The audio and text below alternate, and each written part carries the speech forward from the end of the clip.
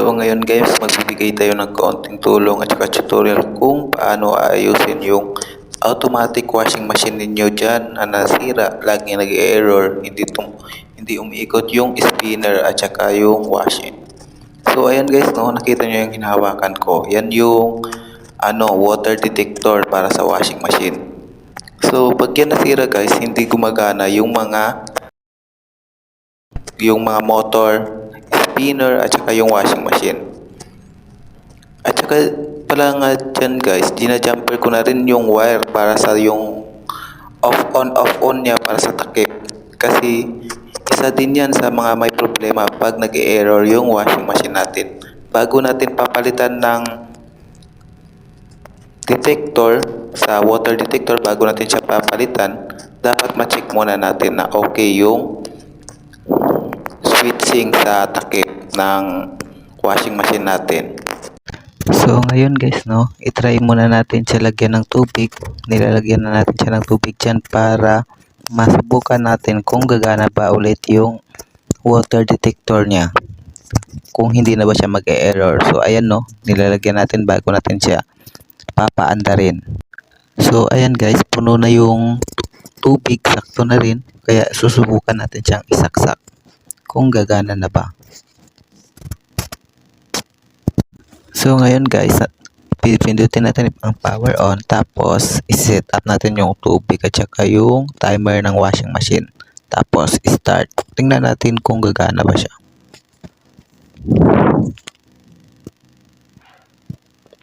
So ayan guys, no, nagana na siya. So yun lang guys yung problema para gagana yung ating washing machine na automatic. Pero pag inangat mo yung takip, automatic mag-off yan. Mag-error yung water. Kahit nakakondim na yung switching niya sa takip, may makakalagay pa rin na error. Kaya di pa rin siya pwede iangat yung takip pag gumagana yung washing machine natin na automatic. So maya-maya yan guys, susubukan naman nating i-drain. So ngayon guys, i-drain na natin siya. Set up natin ulit. Tapos set up natin yung spinner ng timer bago natin siya i-start para mag-drain siya. Ayan. So mag-automatic na siya lalabas dyan yung tubig pag na-drain kasi hila na yung sa tubig. Ayan, pag nakahila na yan, automatic drain na yan. So iintayin na lang natin na maubos yung tubig, tapos babalik naman yan, sisira siya. At tapos aangat na yung motor bago siya mag-spin. At saka nga pala guys, no, take note na din. Pag may mga, for example, yung washing machine ninyo, umiikot siya tapos biglang nag-drain. Ibig sabihin nun, hindi sira yung ganyan nyo. Ang sira yung water detector pa rin. Kasi maraming klase ng sa automatic washing machine pag sira yung water detector ninyo, iikot siya ng panandalian tapos bigla na lang magte-drain. Tapos laging nakahila yung para sa water, parang compressor niya.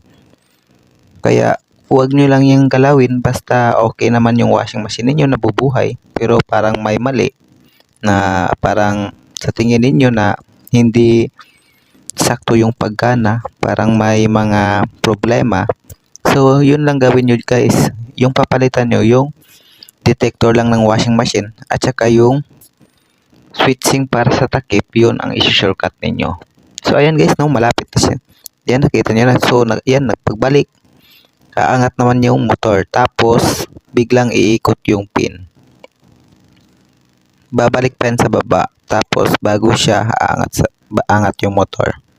Para sa spinner na yan, ayun, gumagalaw na. Ayun, no, umikot na yung spinner. So ganyan lang kadali guys, ayusin yung mga automatic washing machine natin. I hope nakatulong yung mga video natin sa inyo para kayo na rin ang mag-ayos sa sarili ninyong mga appliances.